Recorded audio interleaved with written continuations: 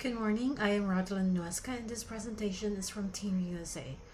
For Dr. John Mills, University of Maryland Global Campus, CYB 676, Section 9043, Project 2, Nations Behaving Badly.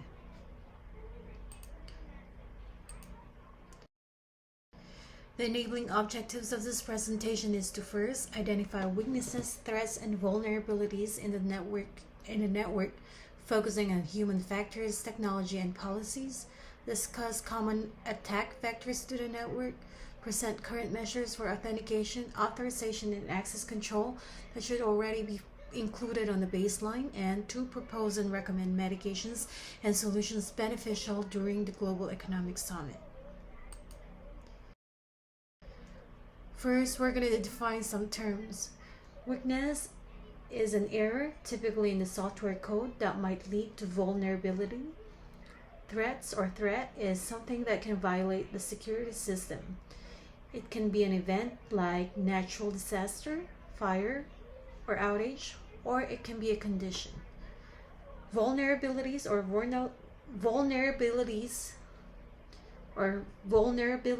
weakness or flaw in software, hardware, or organizational processes which, when compromised by a threat, can result in security breach. Vectors are the pathway or method used by a hacker or to illegally access a network computer in an attempt to exploit system vulnerabilities. Authentication is the process or technologies that determine who a user is and that they are who they say they are. Authorization is a process in networking that includes the identification of data of which a user is authorized to access. And mitigation is to minimize degree of loss or harm, to reduce the risk and loss from the occurrence of undesirable event.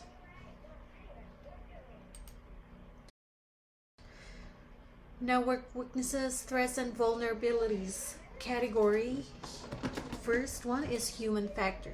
This can be external or internal. External threats, weakness, and vulnerabilities to a network includes hackers and malicious entities coming from the outside of the network. And internal human factor can be, but are not limited to, disgruntled employee, and there are reasons beyond them being uncontented of the company. Untrained personnel. This might be personnel that are not doing their cyber awareness training on a regular basis, usually annually, or network administration errors.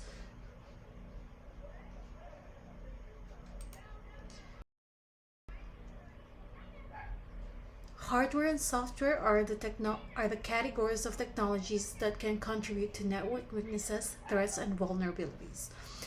Hardware components, which are the physical network components such as servers, switches, or workstations, can present threat if most particularly where the manufacturers are China, Russia, Iran, or Venezuela, since they tend to preload the hardware with malicious software or codes. Software related technologies that can be threat, weakness, or be a vulnerability to the network includes misconfigured firewalls, open ports resulting in exploited protocols and services, missing updates and unpatched firmwares, or having a diverse network operating systems in a network, meaning OS or an update or a patch that can work for Mac OS might not work with a Windows operating system. Policies and administrative factors can cause weakness, threats, and vulnerabilities to the network. This includes weak or unsecured password policy, undefined or non-existent users agreement, the lack of mobile users statement of understanding or policy, and or no policy in place at all, the lack of systematic or regular network maintenance program or guidelines, and the lack or insufficient cybersecurity awareness training program or continuing education to network administrators. Attack vectors. Attack vectors first category is or are hardware-based attack vectors. This can include outdated pieces of equipment that are near to its end of life, unauthorized and mismanaged external media devices like US flash drives, CDs, and DVDs that are and can be connected to the network, contributing to data loss, and mobile devices that are not password protected. For example, BitLocker. And if these mobile devices are not password protected, they can they can easily cause compromised data when they are lost or stolen.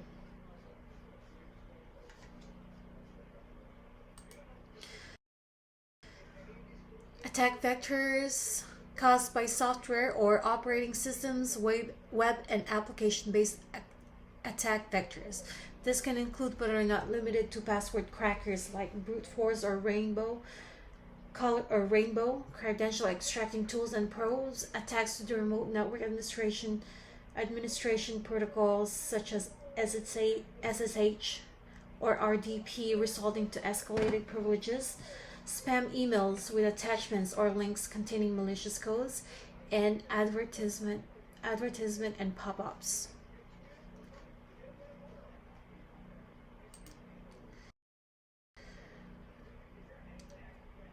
Another factor or attack vector are human factors, to include social engineering attacks. This include corporate users using passwords that are not compliant to the password policy. Can also include sharing the PIN or password to other coworkers, having untrained personnel handling and reporting social engineering attacks such as phishing, shoulder surfing, to improper use of company issued mobile phones, like downloading unauthorized applications or downloading personal apps like games and having them installed to the company issued phones, and also dumpster diving as a result of improper handling of sensitive information. Instead of shredding the paper, they oftentimes, when they're in a hurry, they don't even know the content, they just throw it in the dump or throw it in the trash.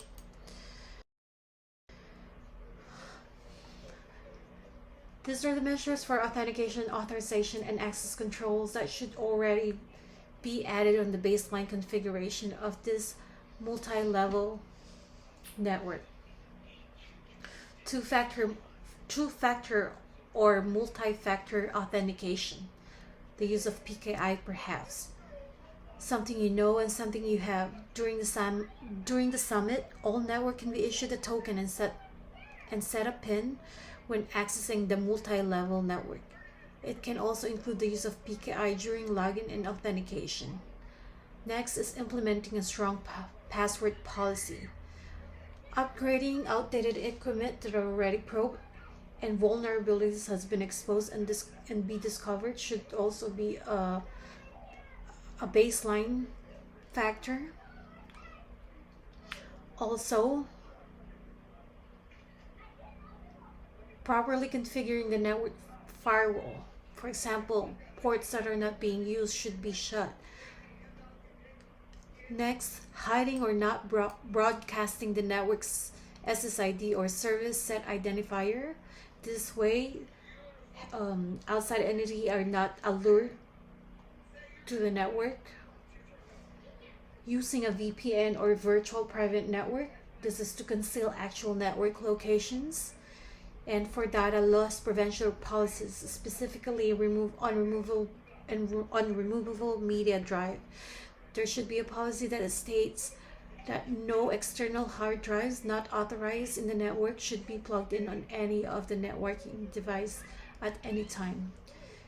Perimeter and physical access control, to include security cameras, turnstiles, can also regulate access to the vicinity of the summit. Also, network analyzers and packet sniffers employed by the summit networking team, like Wireshark, should already be configured, ready to disconnect unauthorized access. Finally, emergency action plan, including access termination during a network breach or attack. Also, including backups or continuity of operation, or the where will they cope if there is a breach.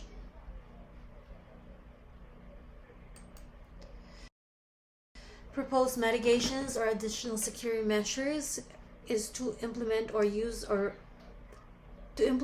use of radio server in the process of authentication. Also, using a shared portal with user authentication. Only authorized users should be allowed to have access on the shared portal.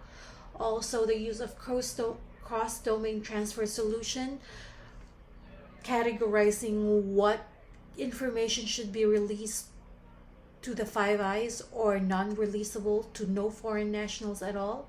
Increased perimeter controls within the vicinity of the conference, physical access control, perhaps badges, turnstiles, biometric control could also be implemented during this summit. Finally is perhaps getting an insurance for the network from third party to accept and transfer some of the risks that may be caused by a security breach. That concludes our presentation.